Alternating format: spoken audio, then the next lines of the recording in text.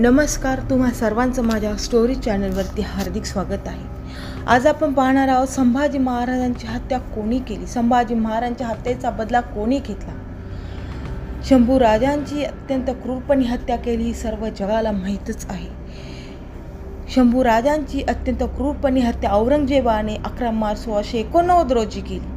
त्यानंतर 1690 मध्ये त्या क्रूर औरंगजेबाने येसूबाई, राणीसाहेब, शाहू महाराज, राणूबाई साहेब म्हणजेच राणू अक्का यांना कैद करून नेले। त्यानंतर 1707 मध्ये तो क्रूर औरंगजेब मेला तर खरा, पण येसूबाईंना उमेदीच्या काळात तब्बल 29 वर्ष मुघलांच्या कैदेत राहावे लागले आणि या 29 वर्षातील 17 वर्षे औरंगजेबाच्या महाराष्ट्रातील छावणीत नजर कैदेत राहावे लागले। पहा आता हा इतिहास। संभाजी महाराजांच्या हत्येचा बदला घेतला तो संताजी घोरपडे, धनाजी जाधव आणि शंकराजी नारायण यांनी। संभाजी महाराजांच्या हत्येनंतर महाराष्ट्रावरील औरंगजेब बादशहाचे आक्रमण अधिकच तीव्र होत गेले। ते इतके की नवे छत्रपती राजाराम महाराज यांना आपल्या काही सहकाऱ्यांसह कर्नाटकात आश्रय घ्यावा लागला। म्हणजे हा औरंगजेब इतका क्रूर होता की राजाराम महाराजांना कर्नाटकात सुद्धा आश्रय घ्यावा लागला। कर्नाटकात जाताना त्यांनी महाराष्ट्राच्या स्वराज्याचा कारभार रामचंद्र पंत, शंकरराजी नारायण, संताजी घोरपडे, धनाजी जाधव या चौघांवर सोपवला होता। या चौघांनी संभाजी महाराज यांच्या हत्येने खचून गेलेल्या मराठ्यांमध्ये पुन्हा शत्रूशी लढण्याचा उत्साह पैदा केला आणि हळूहळू मोगलांच्या ताब्यात गेलेला मुलूक सोडवण्याचा प्रारंभ केला।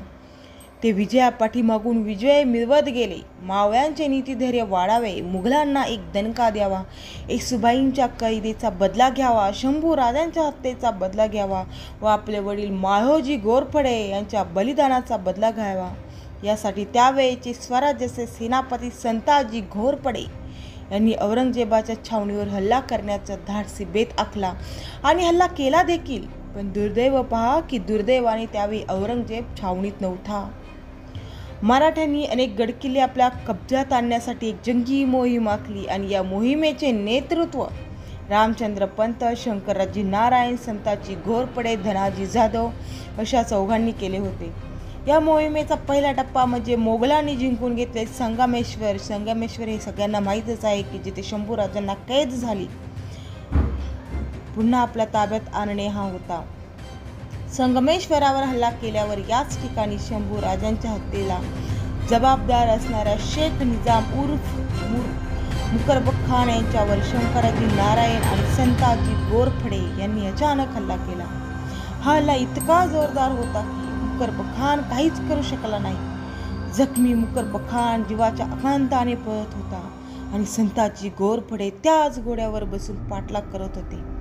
संताजी घोरपडे व नारायण यांनी इतकी मारहाण केली की तो तडफडून मेला। शेवटी आपल्या छत्रपती संभाजी महाराजांच्या हत्येला जबाबदार असणाऱ्या मुकरब खानाचा अंत झाला। अशा प्रकारे संभाजी महाराजांच्या हत्येचा बदला हा कोणी घेतला हे तुम्हा सर्वांना ह्या व्हिडिओद्वारे समजून घेतलं पाहिजे।